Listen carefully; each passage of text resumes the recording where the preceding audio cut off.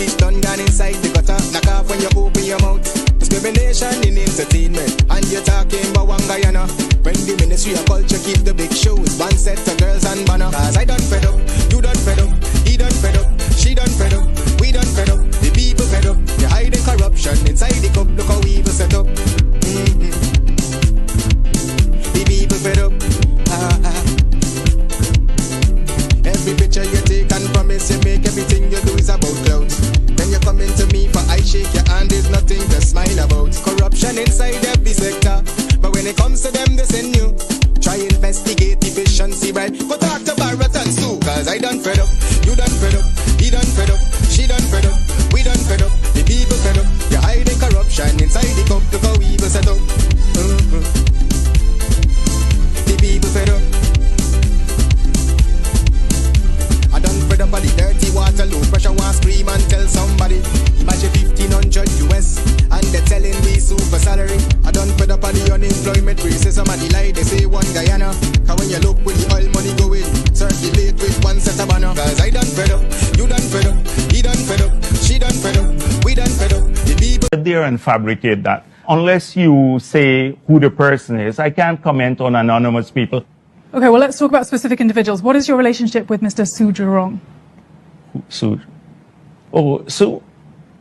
How we gonna do a body man walk right now? You ready? Fuck, so let me go now. Hear me sing now. Body walk, body walk, body walk. Body walk, truck. Body walk, body walk, body walk. Everything body. Listen, body jump, body jump, body jump. Everything body jump, body jump. Body jump, body jump, baby. Hear me sing, so big body jump, wearing tight pants, big body jump. Yeah, my name is Jacinty Caldata Francis Vietnam, and since 1965 I become a voter, and I always place my ex next to the cup, and what they are doing today, I can't take it. So I have no more vote to give to PPP anymore. I'm not going to vote anymore no more. If they have to lose by one vote, they're losing it by data. Oh, Jesus Christ, if cost of living double, I don't know what happened. A pound of sugar is $300 already. Flour, everything gone up. Everything just raising. You gotta get about $40,000 for buy good ration. You gotta get 3 man now. A weekend man, a monthly man, and a fortnight man.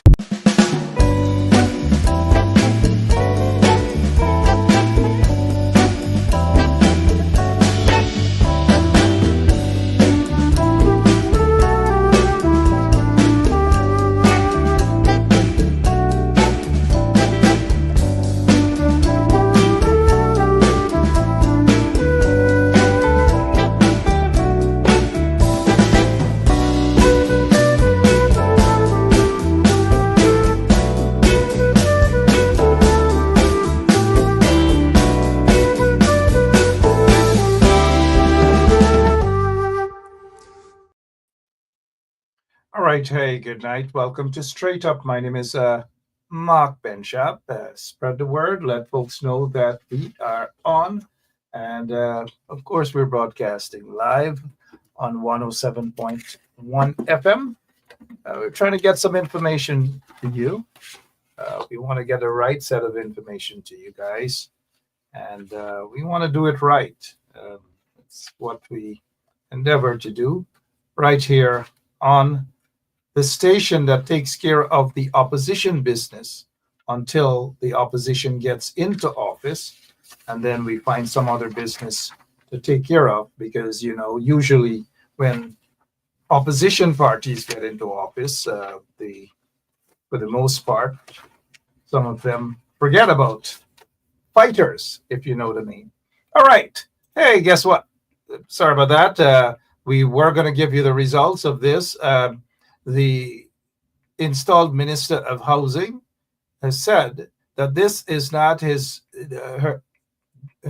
this is not her husband, this is not her father. This guy claims that he is her father. And over the past few days, we have been debating because some of you have inboxed me to say that you see the resemblance, that you can't miss it. Now, I'm not suggesting that biologically, I don't know, but we can just go by what we see: the nose, the lips, the ears. Look at the eyebrows. Just take a close look, guys.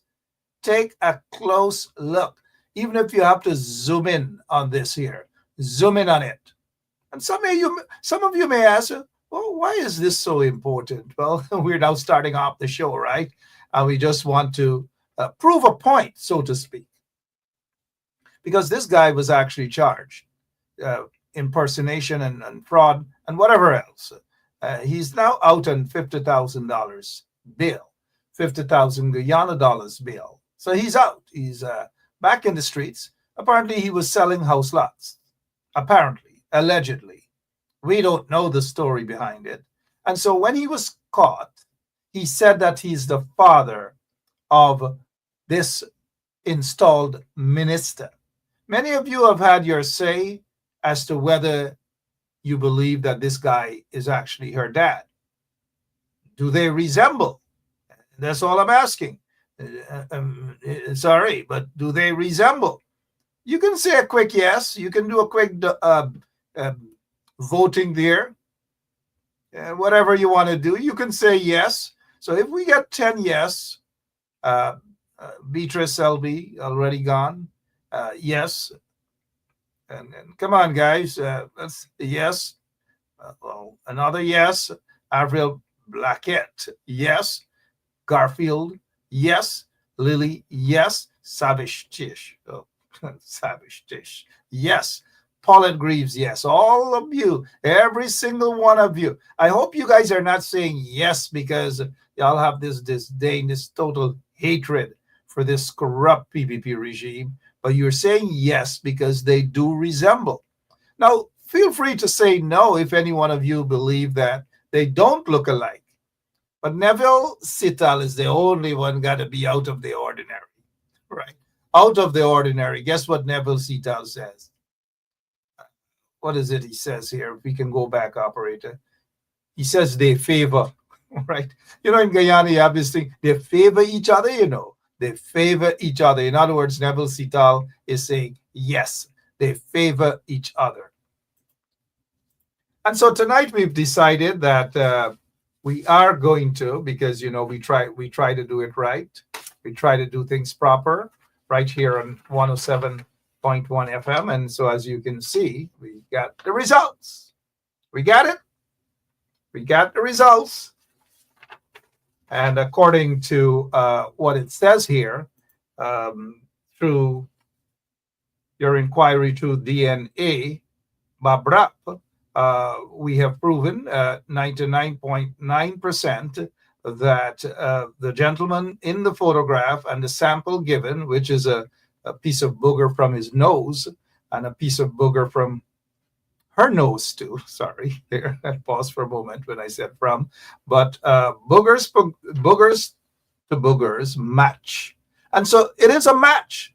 And so, according to our information, now we're not saying that this is 100% or anywhere close, but according to what we are saying is that this man belongs to that woman, or that woman belongs to that man, and so he is the father.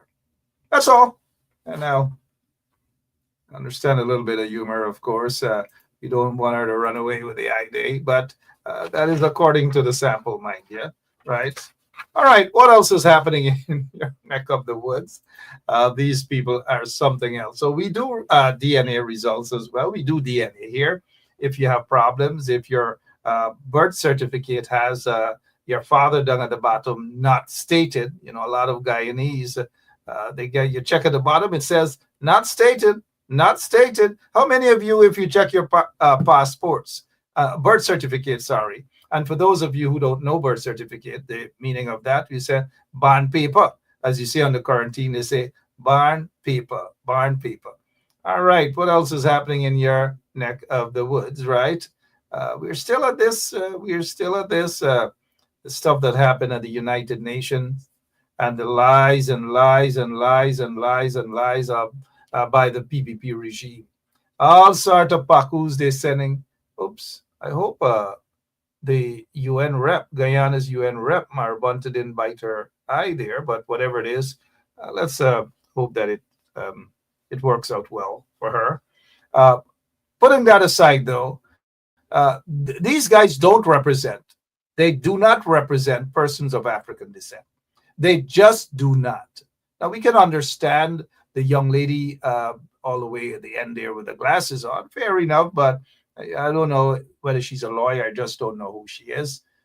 I'm not sure if most of you know who she is, but this is not any disrespect to her. But of course, the guy in the middle cannot represent persons of African descent. The woman there, Carlin Rodriguez, cannot represent persons of African descent, and that's a simple. And then they found a guy whose name is Ali. His first name is Aisha or Olisha.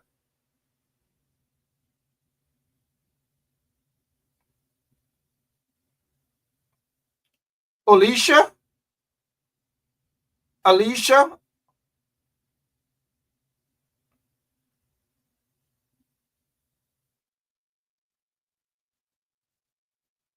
Anyways, Olisha Ali says that he is talking about persons of African descent. Now, I don't know who Olisha is, Olisha Ali. I don't know him, never heard him, never saw him in my entire life. And you guys know I've been around for a while now, right? Yep.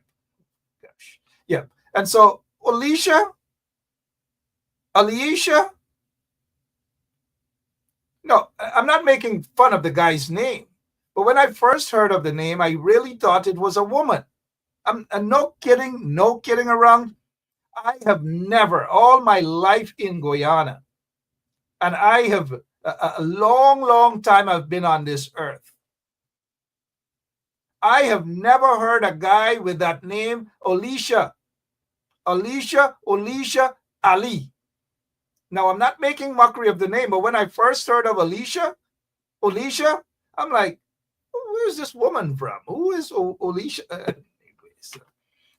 Good night to Olisha if he's watching. Olisha Ali claims to be representing Guyanese of African descent. Never heard of that Paku, never seen him in my entire life, and so he doesn't represent African Guyanese. 99% of African Guyanese will tell you that Olisha Ali doesn't represent them. And these two, Carlin Rodriguez, Marbunta I, and the guy in the middle, Hak, who happens to be the husband of the DPP, and he, Hak, is the president of the ERC. They might say Hak is a bad word, Hak, but that is his name, Hak. Hak is his name. No kidding. Now, when I say Hak, I don't mean the other, like what that young lady was saying and all these. No, his name is actually Hak. Seriously. Hak 2. Again, his name is Hak. Hak 2. And this is the guy for the ERC that they took all the way to the United Nations to represent, to speak on behalf of persons of African, not African. He obviously he didn't go to represent persons of African descent, so it's probably pretend right? Guyana under the PPP regime, it's a mockery. And on top of that, guess what? They formed in 2023 an organization, another organization. And that other organization that they formed to compete against Ipadaji, and as you know, Ipadaji, the senior guys there, you know, that beautiful woman in the middle, Dr. Let me see if you guys know who are the people that represent your interest in Guyana. She's sitting there at the UN with those three other persons. The guy in the front, whose head is as bald as mine, is Vincent Alexander. And they went there. They did a great job. They stood up and they represented persons of African descent, the interest of persons of African descent. And so I want to say, thank you guys. Great job. But the PPP now, they had guys like Plantain Chips Hamilton, Joe Hamilton, Plantain Chips, Joe Hamilton. He doesn't, these guys are in La La Land. Alicia, Ali, and all of them, they're in La La Land. And so they formed an organization in 2023. Again, guys, in 2023, they formed an organization, and that organization is called the Association of People of African Descent, APAD. APAD. Look who is in the middle with a shirt resembling a pad. A pad, and you guys know what I mean, right? Good. And so no wonder why this so-called organization that they're claiming to represent persons of African descent, they name it APAD. APAD. And Kwame McCoy, yes, look at Kwame there, is wearing a shirt. Describe that shirt, guys. Come on, let's be fair here. I don't want them to say that I am just being mean. That I am being mean. Describe that shirt, please. To me, it looks like a pad. And the organization that they name it a pad. So maybe what he's doing there is representing the true meaning of the organization a pad. And so he's wearing a pad. What? I mean, am I wrong, guys? How do you describe Kwame's shirt? Take a look if you want to call it a shirt. What is that, please? What design is that? I don't know, guys. I just don't know what's going on. But all I know, it's a waste of time. And Kwame is just on the right track with regards to the organization. This organization doesn't represent persons of African descent. They do not. Certainly not. So Onesh Waldron could wear some long dress hanging all the way down their ground and a big heavy chain and all these sort of things. It's fake. They do not mean. They do not represent. It's not from the bottom of their heart. And if pastors and apostle, and good night, pastors and apostle, they're watching, pray for Guyana. Pray for all. Every single one. Now let's get back to the shirt. Let's get back to the shirt. It is what it is. And to me, this organization, they call themselves APAD. APAD. They should be basically doing commercials. And I'll show you guys, some of you already read between the lines where I'm heading with this, right? This is not a reflection and a representation of African Guyanese. Certainly not. It's APAD. And therefore, they should be doing commercial for exactly this. Nana, protection and comfort. Take a look at Kwame again. Take a look at this, his shirt, and take a look at this. And because of that, they should be doing a commercial. And with the commercial, they should have a tune that represents Nana. Nana is the name of this. And my good friend, the late Sundar Popo, I have a perfect tune for this commercial, for this APAD.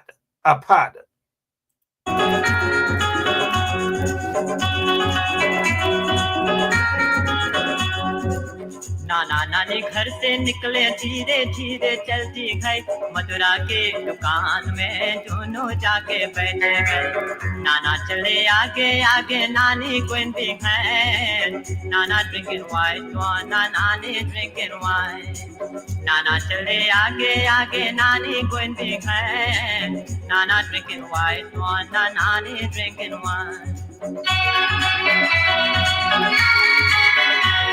Nana riding bicycle, and Nanny ringing bell. Nana riding bicycle, and Nanny ringing bell.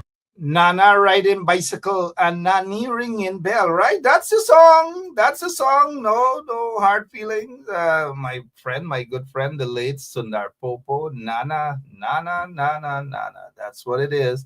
That's the tune. That's it for that song. Because what the PPP is doing makes absolutely no sense. And we really, really do mean it. And so this organization, it's called APAD.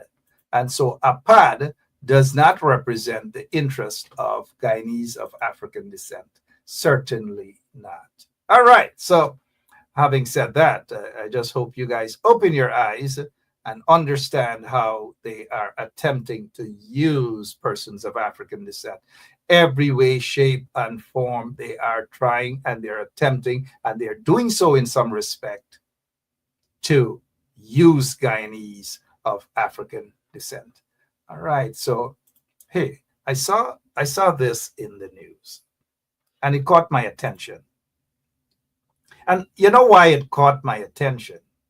It's because, for many of reasons, it appears that African Guyanese, and this is just my position on this, and I try to be as objective as possible. This is the young man who got caught up between his drone inside the Mohammed State Yard and working for the people that the Mohammeds are fighting against, and those people are fighting against the Mohammed. So it's a tug of war. It's a fight. It's a war. That's why I usually say, let them fight their battle. But oftentimes it's people like this guy who's caught in the middle, And the question is, why? Everywhere you go, it's always people looking like this guy.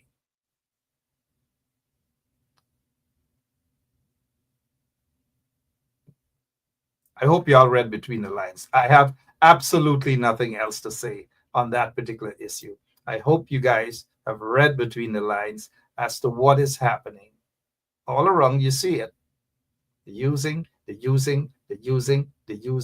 One grab back, the other grab back, the other one says sorry, the other one says sorry, and trying to make it look like, oh, we are forgiven set of people, right?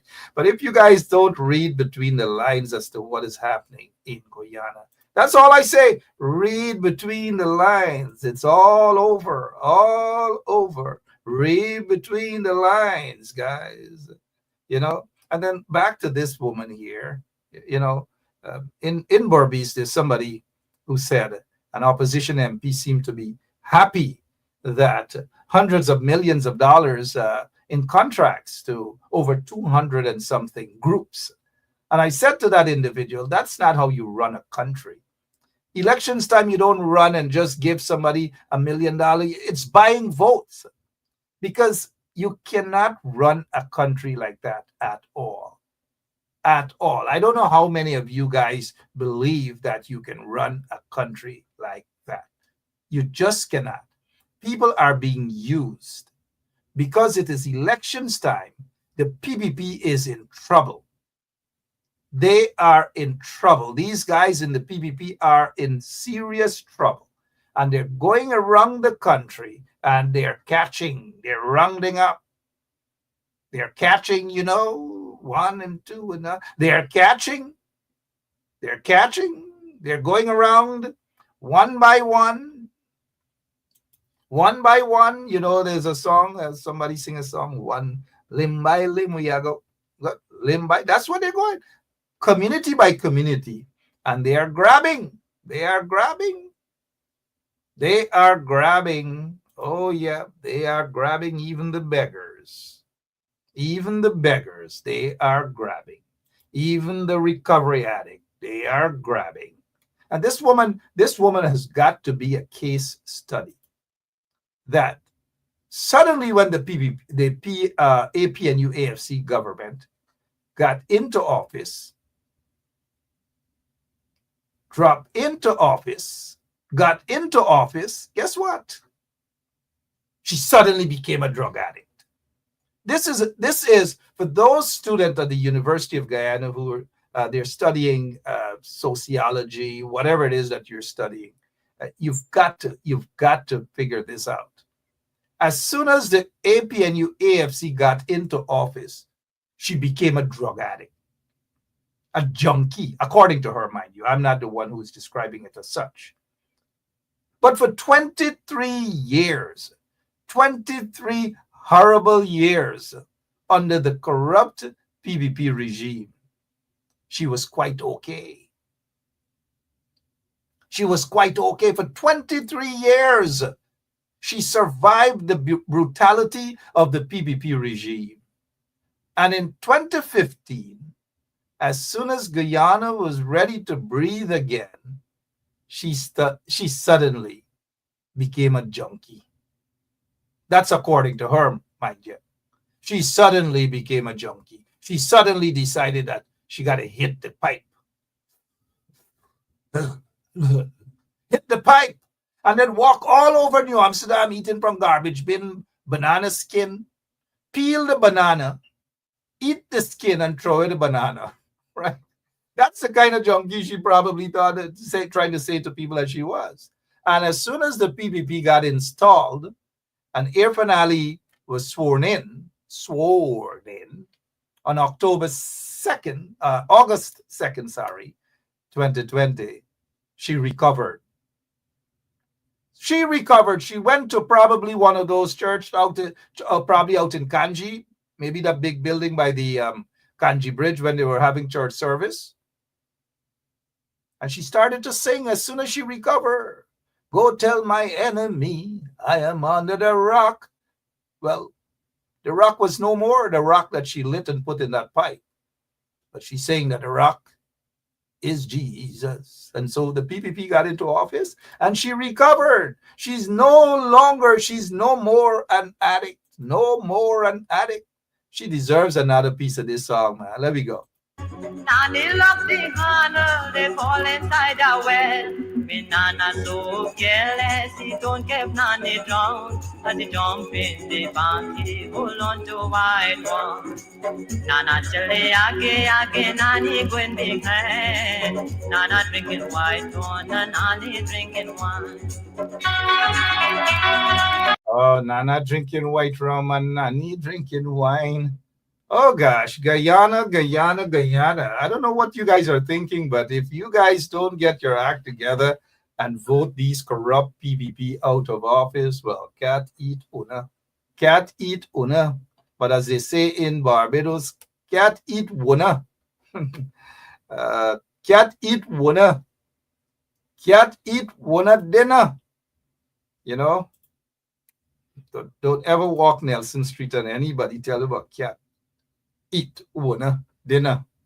Good night again to all of you. Not sure where you are, but wherever you are, welcome to Straight Up. My name is Mark Benschop. Elections around the corner in Guyana, and you've got to do your part. Ensure that you're registered. Ensure that your nani, register your nana, register your bauji, register your mamu, register your aunt, your uncle, every single one registered and ready to vote. And vote these vagabonds, these PVP vagabonds out of office. I'm sure the opposition folks are going to get their act together. They ought to get their act together, because if they didn't get their act together, can't eat their dinner. And they don't want cat to eat their dinner, because another 5 years of the PPP is separation. You think they're gonna like those people who became who got saved from being a junkie and all these are the different things? They may get time with them. This is just an elections year, and they're going around and they're splashing out all of your money, your oil money. They don't have time with you. They don't have time with any development or anything. Because if they put $2 or $5 billion in a community, in a region, and just splash it out and give to people who are not qualified contractors or whatever, the evidence is clear. They know that in about 4 or 5 months, they got to come up with more money, and they're going to give it to another set of people, and the country doesn't get to develop like that. You cannot run a country like that at all. I'm sorry that I'm saying it kind of like Joe Biden, right? Cannot run a country like that at all. You cannot. And that is what the PPP is doing. That's why you guys got to open your eyes. I want to take you to, we're still in New Amsterdam, right? Take a look at this. Come here. Take a look at this. This guy, this Paku, his name is Sean Smith. Sean Smith is a serving member of APNU, a counselor in New Amsterdam. Oh, yeah. He sat with them. He break bread with them and drank wine with them and all sort of things. Oh, yeah. Looks kind of like James Bond, if you ask me, right? And so this is what is happening. This is what he did. He sat there on the strength of the APNU PNC. The people went out in New Amsterdam in their numbers and they voted for APNU PNC. I don't know who put this guy there as a counselor, but his slip was showing a while now from my information. And so he went and he praised and he said, oh yeah, the PPP this and progress and all manner of things. This guy is a Paku. Now again, who will put him as a counselor? Whose decision it was to put this guy as a counselor? So he is another Charandas, folks are saying. Now, you know. But who is this guy really? Sean Smith. Who is Sean Smith? People in New Amsterdam know this guy. He was a member of the Guyana Police Force, according to information. I repeat, a member of the Guyana Police Force, a former policeman. He was part and parcel of a police gang that was looking for a wanted man. They claimed that this guy was wanted, a guy by the name of, this was in 2001. They were looking for a guy named Mark Mackenzie. And Mark Mackenzie threatened some of the police folks, men and women at Central Police Station in New Amsterdam and other places. And they didn't like that. And so they went looking for Mark Mackenzie. On their way to walking through where they were walking through in New Amsterdam, there were some young little boys, 13 and 12-year-old boys playing. Boys will be boys. And so the boys saw the policemen and they ran. They just ran away. It's not that these little boys, those little boys were thieves or whatever. They're little boys. They saw police. And in 2001 and so forth, policemen, most of them, they were brutal. They were not protecting and they were brutal. And so those little boys had every right to run away and to be scared of the police. And so those little boys ran away, and there was this empty house, this vacant house, and they ran inside and they hid and so forth and so on. And so this gang of policemen headed by Karim Bakch. Karim Bakch is now the head of SOCU, the Special Organized Crime Unit of Guyana. So Karim Bakch, Sean Smith, and now this is Sean Smith. You guys know Karim Bakch. And so they ran into that vacant house and they saw these little boys, from what we heard, going into this little house.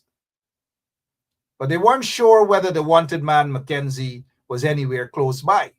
So they ran into that empty house. And this little boy, Vincent Mandingai Griffith, he was 12 years, either 12 or 13 years at that time, ran into the house and they shot this little boy's leg off. Shot it off. Paul Slow, former or retired Assistant Commissioner of Police, was the commander of B Division. In Berbice, it is B Division. Paul Slow has a lot to say about this, I'm sure, because he knows a lot about this. And he can tell you guys what really transpired with this whole situation with Sean Smith, then policeman, and At that time, the squad was headed, I'm told it was headed by Karim Baksh. Karim Baksh is now the head of the Special Organized Crime Unit. You read where I'm heading with this, right? There was no justice, none whatsoever. Absolutely no justice at all. This young man, this little boy, 12 years old at that time, he attended Borbies High School. One of the best soccer player or footballer at his school, at his high school, when his leg was shot off, amputated, as you can see. You know, this is a sad situation, because I know of this here. For 20-something years, I've dealt with this boy's case and his family. When it first happened, I dealt with the family. I have the father on the line now, Tana. Tana, good night, and sorry that I called you impromptu. How are you, sir? Yeah, well, I'm trying to be good. I don't know. I was just talking, going back, and I know this has been years for you. There hasn't been justice. I know how painful it is for you, because for me, knowing you guys for over 24 years with this story, it is very painful for me, but I can just imagine you as a father. But the question is, Sean Smith, who is a APNU counselor who is now supporting the PPP. What do you recollect, or what is your recollection of Sean Smith, the then policeman who was part and parcel of a gang of police that went into the house when your son got his leg shot off on that day?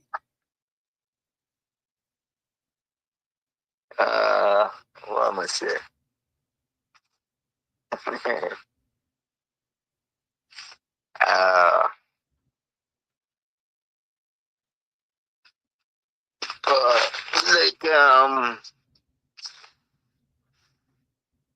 Anything that someone saying, you know, for say. Yeah, and I just want our listeners to know that it's an impromptu. But go ahead. What is your recollection of the whole case with Sean Smith and Karim Baksh and those guys? Oh, it's like I know who the name is the Attorney General at the time. I think it's the Attorney General. I can't remember his name them time though. But he I think he did dismiss Karim Baksh because the man is saying that the police was reckless and it could be avoided. That was the Attorney General then was Ramson Senior, Charles Ramson. Was Ramson? Yep, I believe in 2000, or it could have been Dudnat Singh. No, I think it's I forget not the name. Okay, Bernard DeSantis. No. Wasn't it? No, I forget this man's name, man. So it wasn't Bernard DeSantis. It wasn't Ramson. It wasn't Dudnat Singh. It wasn't Charles Ramson.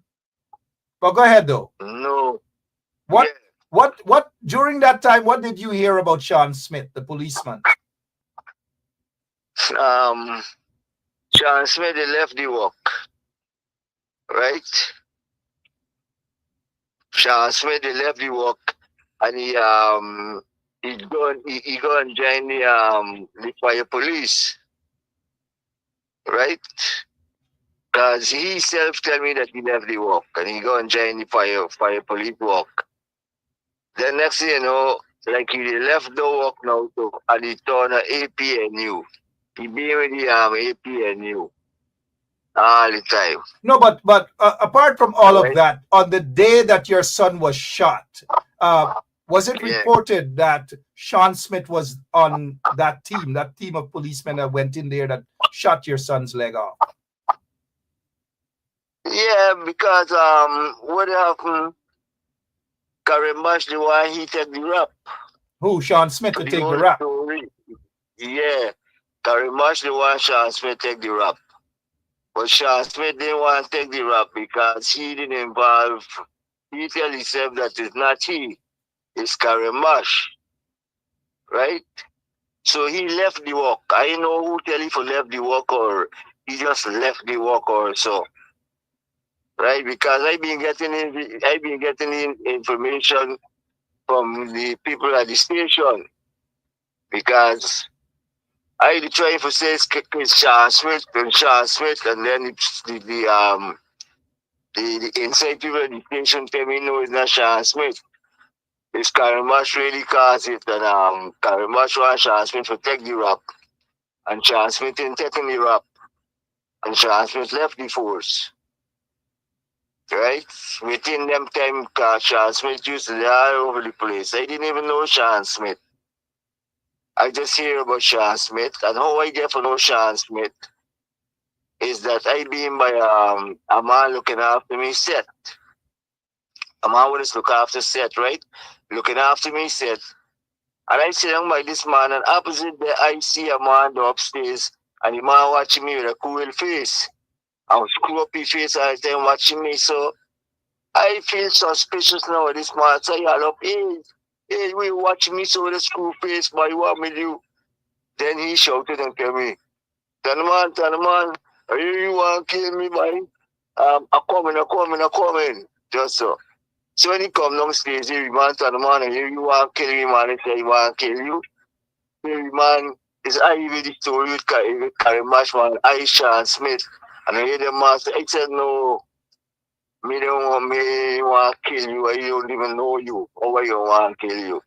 So there and then, he tell me, man, he said, man, let me tell you the story.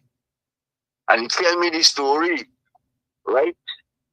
According to he telling me that they got looking for this one, Mark Mackenzie, right? Some story with Karimbash friend and he, with some rum shop and breaking up for some chair and Karimbash looking for pick up the vibes, right? So he said, man, they're going looking for things and they see Bonson's house, right? And Karimbash send in the house and he go in the house, right? And he come out back the house and tell them that he ain't see nothing. But after they come out the house, they hear a night. This is when my son open the wardrobe and hear squeaks. Karimbash say, man, go back in the house. The money they in there.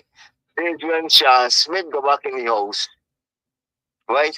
And go and enter into the bedroom, right? And see the wardrobe lock closed. And he point the gun to the door. That is exactly what Sean Smith tell me. You see, he point the gun to the door, and when he pull the door, so he sees a little foot. So when he pull the door, me son, don't shoot. And Karimash come from the back and leg was shot. And when Karimash leg was shot, so Bap he and go out because he had already went on the trigger to shoot because Karimash is a dangerous man, right? So after he and go off, Karimash empty gun, bam, bam, bam, bam. Karimash can't say that he never empty gun because my son himself tell me. Every time Karimash shoot, bam, he close here and he play dead. Bam, he close here and he play dead. And he saw all the time the thing going on. Right? Anyway, that is the reason why Sean Smith himself show me. I think he tell me he even had a hunchback or some kind of thing, something we told them. And from there the story start. He want the man take the rap. Right? After now they take me son and tie you up with some cloth being there and throw in the van. The hatchet van. Right? So they be rowing the vehicle. Coming son to me, they're rowing, the two of them rowing and talking and all kind of thing. He said, but he played dead, he closed the eye, but he listening what they're saying. He said the drive off and the breakdown about 2-3 times. And after the breakdown, he didn't hear no noise, he hear that. But when he raised up his head, he sees Central Police Station. And he said, they come to the vehicle and start going on. and they drive you to the hospital. When they drive you to the hospital now, this is when the doctor has to cut off your leg. Because the doctor himself tell me he has to cut it off, or else it might poison you and kill you. Because they already come off. You understand? They just left on a string like Muzzy and a thread string. You got to say not even a twine, a thread left on there. Right? So after that now, cause I didn't there. I be in Trinidad, right? I be in Trinidad because I left Barbados, come to Trinidad, coming home to Guyana after months, because I used to go Barbados and Trinidad and sell me carving and thing, wood carving and thing for my family. You understand? So when I come now, next Tuesday I fly in, and it's at night. I go to the hospital the night and tell the people them I want to see my son. They tell me it's night, I can't see nobody. So I said, no, my son, so, and me and them are the reason. And I just chuck the guard what I said, and I walk and go straight upstairs in the hospital. So when I go up in the hospital, I go to the ward, I bust the ward door. Because you know them time you don't lose it already, you don't care nothing. You see? I bust the door. And when I go upstairs and think, one of them nurse know me, I them nurse, so stand man, looky there down there. So I walk and go straight to my son. And when I see my son lie down there in one foot, you understand? I say, wow, like me whole heart drop out, but I hold it up back. You know what I mean? So I say, I'm not going to touch my son till you get fear. So I call him, because he's sleeping, I call him 2-3 times. Dingai. Then he ain't open me eye. He just answer with him. Tano. I say, yeah, him a whap man. Hey man, them police shoot me, man. Them police man shoot at me foot man. I say, don't worry, you rest tomorrow. So like me sleep, but the next day come fast. I fly the station all in the morning. And I say, is who shoot me, son? That a big dirty face sergeant. You know when I said dirty face, you know what I mean? A big dirty face sergeant. He used to open my mouth and say me, I can't go and see the station. I can't go and like doing the station. I said, you know who is me? I said, who you talking to? And me, he had a big reason and big nice. And the police don't know me good. Actually, a family friend come to me by the name of Brown Man. I can remember. He said, man, come on. Cool out, man. I know your heart and say, and he talk to me, right? He talk to me. Anyway, I go and think, and the people in New Amsterdam, we come and we call protest, right? Protest in front of the station, and also the commander them time, also calling the people them, right? I said, me guy anyway, because I don't want to see no police, I don't want none from no police. Anyway, the man for the house, Ivor James, he died now. And I think was some other family going there. So promised them that he will love the story and this and that. But I did not hear that Karim Bash they go back to the station and put in bullet in his gun. Right? He refill the revolver. And one by the name of Scatlon, he died too.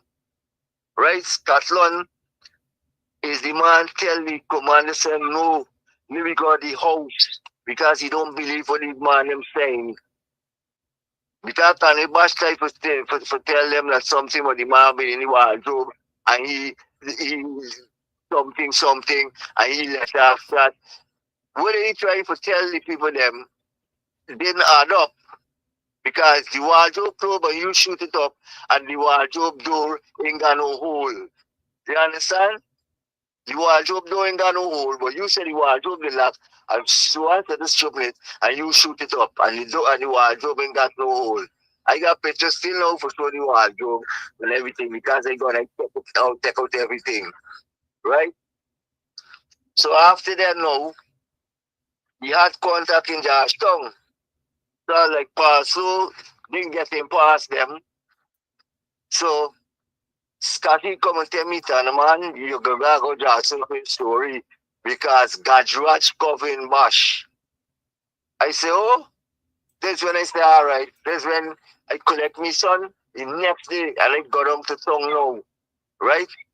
And I go straight to Shamo. The time Shamo used to take a story, I got to straight to Shamo. And I report to Shamo, and Shamo put me on the air. This when we meet you after, and you take over the whole thing and start help me out and start move all around with the guy, right? And people in Georgetown start giving donation. You end up with wheelchair fee, you end up with computer fee and all them things you end up doing and getting for your comfort, right? I remember one day, that was Christmas Eve, they thing passed through by a hamper, right? I so vexed, I forget everything about this and done, you know what I mean? So when the hamper come and pass through gone, I see one of the chicken and all kind of thing there in there, so I start go on, I go to the hamper. What's that right? Just throw all them chicken that left the thing them it's the grapes and whatever, right? So the story now go to the court, and the mess wrong all the time. I got all the papers here too. Oh shit! The attorney general come to me vice justice, but I forget it again. The man said that how we see everything, that the police was reckless and the shooting could be avoided. And the man put Karimbash for dismiss. I think the man dismissed Karimbash, but it's Gadraj, who was the right hand man, fully up. That's why he dead till now. You understand?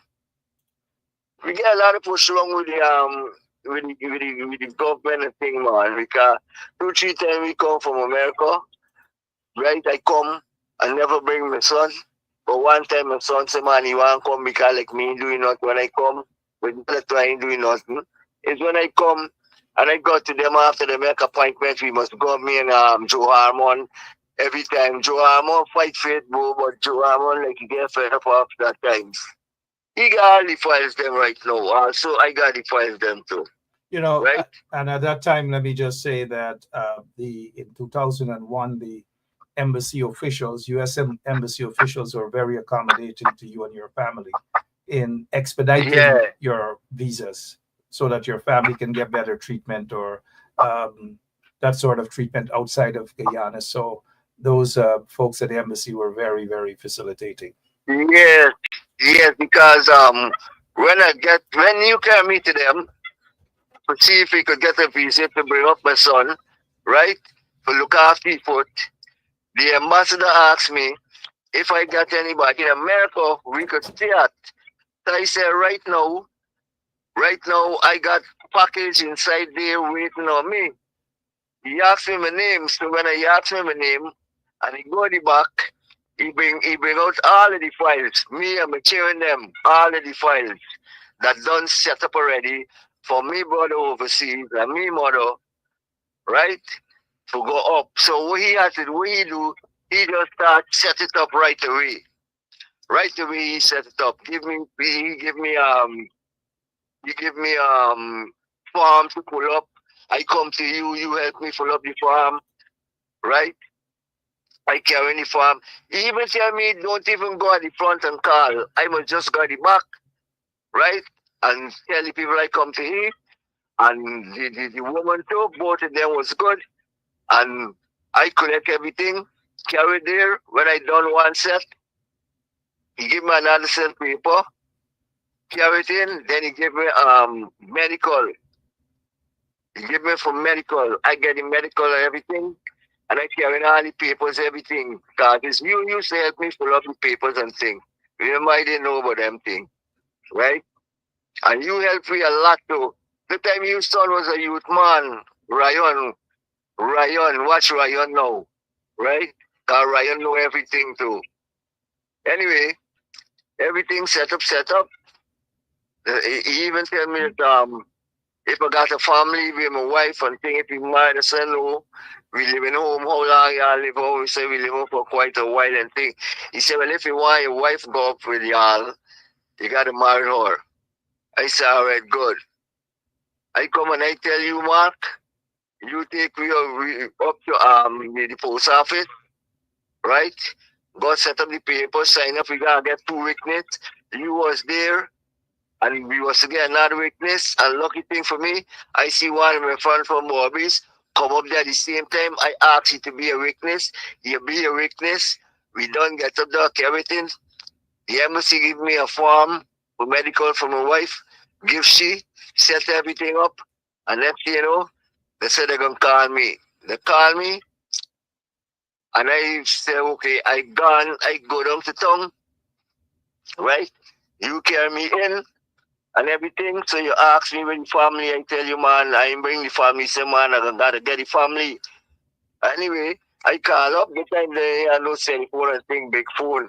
I call up, right? Tell them they gotta come down to town right away, if you all get money, borrow, and come, I can give the people them back.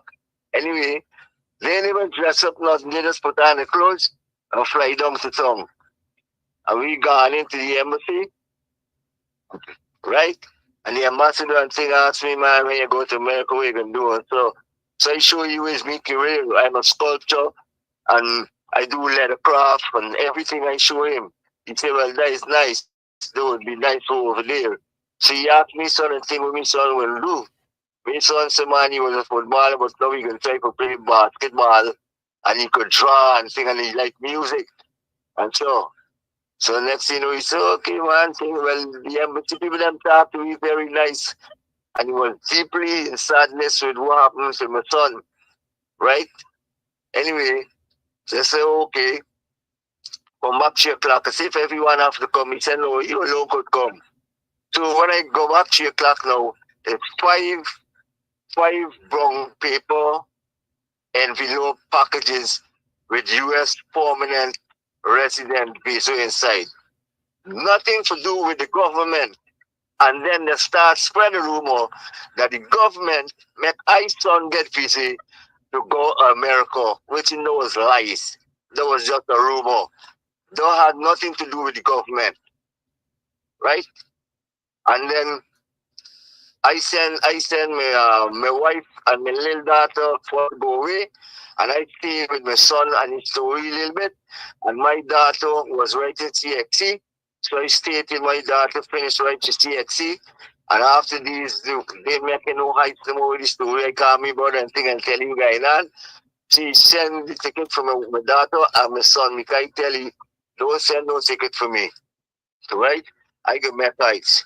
So after they fly out to America in the morning now, I fly to Barbados because I had some carving and thing in Barbados while they left on business. So I buy a ticket and fly to Barbados, get scrap over, right? Same time was scrap over, make some money, endorse my ticket to America, and fly out and go to America. And we will stick a pin on that. Sometime soon, I will bring you back again right here on 107.1 to talk about life in America for you guys as a family, including Vincent Mandingai Griffith, including him. So we will stick a pin for that there. And you know, every time you talk about this story, Tana, I can just imagine your pain. And you did mention my son, who was 2 years old at the time. And every time he would see that story on the television 24 years ago, he would say, Dad, look at guy, police shoot a guy, police shoot a guy. Yeah. Those were some sad days, Tana. I can just imagine how you feel. Continue to stay strong. Man. There will be justice one day soon. Tana? Yeah, man. Appreciate you coming on. I know it's an impromptu something, but I want you to, on your next visit here on 107.1 FM, I want you to talk about what happened when your son and you and a family came to the United States of America. But for now, I want to thank you so much, man. Give my regards to your family. Let's continue to keep hope alive, and there will be justice one way or the other.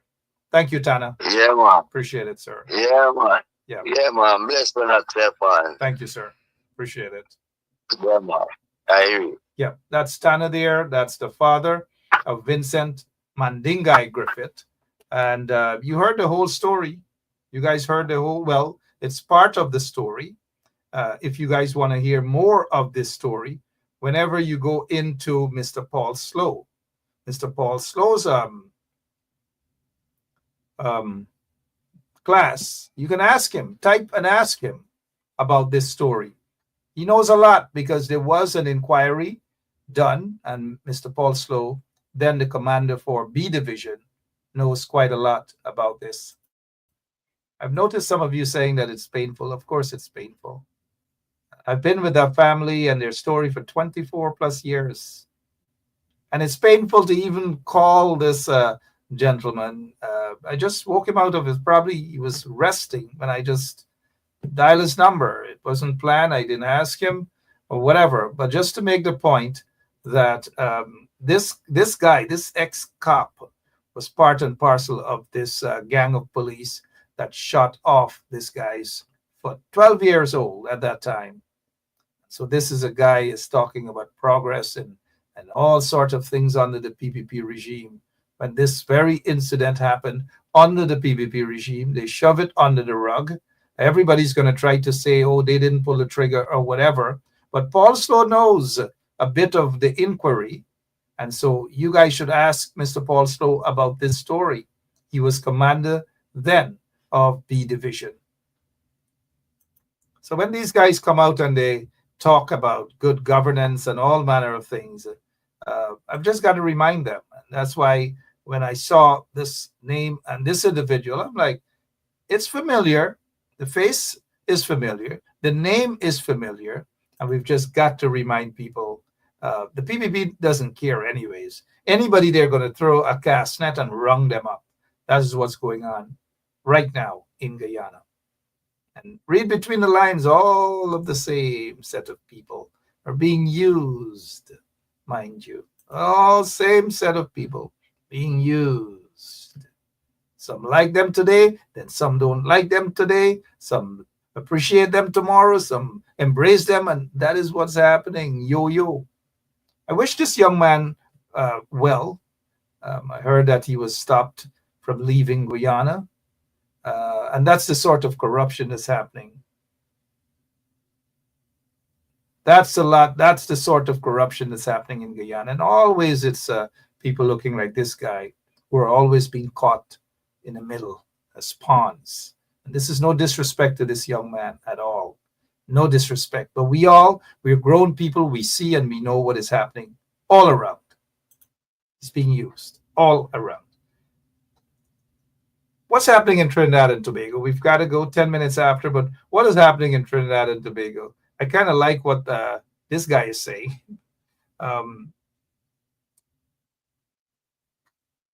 Pandey, Basdir Pandey. Basdir Pandey. That as long as Kamala Assad remains as leader of this thing they call the UNC, the PNM will be in power for the next 20 years. You guys heard there, right? Basdir Pandey. That as long as Kamala Assad remains as leader of this thing they call the UNC, the PNM will be in power for the next 20 years. It's elections time in Trinidad and Tobago, and I think Basdir Pandey, a good friend of mine, he's now dead, as you guys would know. He said what he said, and I kind of like a little bit of what he said there. That as long as Kamala Assad remains as leader of this thing they call the UNC, the PNM will be in power for the next 20 years. But before we go, I want you guys to take a listen to this here. Watch this video. Listen carefully. Not because this young man is saying that he's 21 years old and he's a virgin. He didn't do anything as yet. But there's something else in this video. Let me see if you guys pick it up. And we'll discuss it for a few minutes before we go. You probably won't believe it, but I'm actually a virgin at age 21. I never slept with a woman. I never had a girlfriend, I never even kissed a woman. And it's not for religious reasons, and it's not because I'm waiting for marriage. Let me tell you about it. So I grew up in a very conservative village, and people don't really appreciate you thinking differently, right? So I didn't have a lot of social contacts, not with girls, just with like a few of my friends. Eventually I started my travels, eventually I reached Trinidad, like my TikTok blew up. And yeah, all of a sudden I got all these attention from girls, like a bunch of girls trying to sleep with me, like DMing me, even like sometimes in person, especially in the ghettos, girls are like really straightforward. Walking on the... Okay. I love fucking white. But I feel like, especially in the Caribbean, I get really fetishized for being like white guy. And I don't want to have my first time just having like a one-night stand or just being crossed up. Okay, so apart from all of that, he's 21, he didn't do anything yet, he didn't play Dolly House, he didn't do nothing as yet. But what did you guys pick up from that video? What did you guys pick up from that video? Let me see you guys. We'll spend another 2-3 minutes before we go, because we're way over our time here. What have you guys picked up from that video? I'm listening, or I'm reading. What have you guys picked up from that video? And let's not hit on his sexuality, because he said what he said, and it's unfair because he's 21 years old. He could be a virgin for real. But what did you guys pick up from that video? Chisel Chipepper 68 said he's looking for a woman.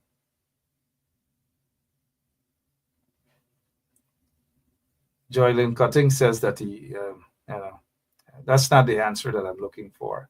I'll play the video once again, and I want you guys to pick something out of that video. You probably won't believe it, but I'm actually a virgin at age 21. I never slept with a woman, I never had a girlfriend, I never even kissed a woman. And it's not for religious reasons, and it's not because I'm waiting for marriage. Let me tell you about it. So I grew up in a very conservative village, and people don't really appreciate you thinking differently, right? So I didn't have a lot of social contacts, not with girls, just with like a few of my friends. Eventually I started my travels, eventually I reached Trinidad, like my TikTok blew up. And yeah, all of a sudden I got all these attention from girls, like a bunch of girls trying to sleep with me, like DMing me, even like sometimes in person, especially in the ghettos, girls are like really straightforward. Walking on the... white. Okay. I love fucking white. But I feel like, especially in the Caribbean, I get really fetishized for. So again, what did you guys pick up from that video? What exactly did you guys pick up from that video? I noticed Garfield has hit home to that again. And you notice we spoke about it's always a person of African descent caught up in being used or something, like always. And we're seeing that right now in Guyana again. And of all the girls this young man spoke of, he probably means well in visiting countries and so forth and so on. And we got to pray for his safety. Yes, kudos to him for that. But of all the girls he met, and they're asking him for sex and all the girls he met, he had to put a person of African descent on that video. That black woman that says she loves, of all the women, take a look again and understand what really happened in that video. You probably won't believe it, but I'm actually a virgin at age 21. I never slept with a woman, I never had a girlfriend, I never even kissed a woman. And it's not for religious reasons, and it's not because I'm waiting for marriage. Let me tell you about it. So I grew up in a very conservative village, and people don't really appreciate you thinking differently, right? So I didn't have a lot of social contacts, not with girls, just with like a few of my friends. Eventually I started my travels, eventually I reached Trinidad, like my TikTok blew up. And yeah, all of a sudden I got all these attention from girls, like a bunch of girls trying to sleep with me, like DMing me, even like sometimes in person, especially in the ghettos, girls are like really straightforward. Walking on the... white. Okay. I love fucking white. But I feel like, especially in the Caribbean, I get really fetishized for being like white guy. And so it's shameful that of all the girls who want to, and all the girls in his DM, all the girls, he decided to choose that black woman, that African Guyanese woman to say exactly what you heard there. And so if this young man ever looks at this program, maybe he will find it in his heart to apologize, because that should not have been the case. Yeah, you're talking about all the girls flocking you down, want you, they love you, and all sort of things. And of all the girls, you chose that black woman. And listen to what she said. She loves sucking white, blah, blah, blah, blah, blah, blah, blah. Of all the girls, he decided to use that. I don't know whether he is comfortable with that, but that certainly isn't nice at all. Very, very disappointed in that video. And so hopefully at some point in time, he will see the need to apologize to all African Guyanese, and especially all African Guyanese women. But for now, my name is Mark Benschop. I'll be back tomorrow, same place, same time. Keep your eyes on the prize. Do not be used, guys. People are using you guys all around. Black on black, black on black. The drone here, the drone there, the drone man there, the drone man there. Black on black, all around, black on black. It's not nice. It's not fair. Don't fall for the trap. I'm out of here. See you guys tomorrow, same place. But before I go, let me just extend condolences to the family and friends and former colleagues of Cuthbert Munchar, who passed away. Let me see if some of you know who this gentleman was. Cuthbert Munchar, right? Is that it? Where's Basil Bradshaw? And others, former GBC announcer.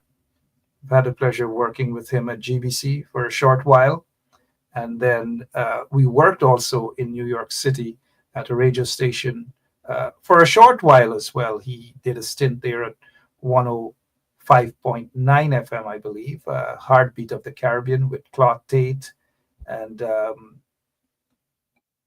Roland and all the other guys from WLIB, WBLS, and so forth. And so he passed away last Tuesday, and extend condolences to his family. Basil Bradshaw, I know I brought you out there. Basil, what was he? Cuthbert did sports or hard news? I couldn't recall much, but I know Cuthbert.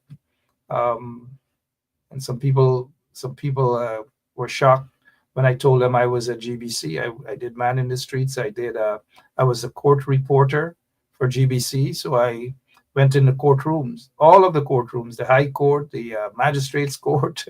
And so I was a court reporter for the Guyana Broadcasting Corporation. Those days, Basil Bradshaw was at his prime, sportscaster. So anyways, Cuthbert Munchar is no longer here. Condolences to his family, friends, and his colleagues. All the best. See you guys tomorrow, same place, same time, right here on 107.1. God bless you all. Thank you, Basil, for that additional information, and thank you for always tuning in, all of you, including Basil Bradshaw. God bless you. So long. I can't take it no more. I can't take it no more. Can't take it no more. Imagine 18 hours of blackout, and you're telling people progress. Cost of living gone up 100%, yet you give public servant less. Mr. President, listen to the people. Search your soul and you will confess. I want you try surviving on the public face, then you're gonna know but stress. Cause I done fed up, you done fed up, he done fed up, she done fed up, we done fed up, the people fed up. You're hiding corruption inside the cup, look how evil set up. The people fed up. They don't drive no fair with the citizen. They may want the people speak out. Freedom of speech done gone inside the gutter. Knock off when you open your mouth. Discrimination in entertainment, and you're talking about one Guyana. When the Ministry of Culture keep the big shows, one set of girls and banner. Cause I done fed up, you done fed up, he done fed up, she done fed up, we done fed up, the people fed up. You're hiding corruption inside the cup, look how evil set up. The people fed up.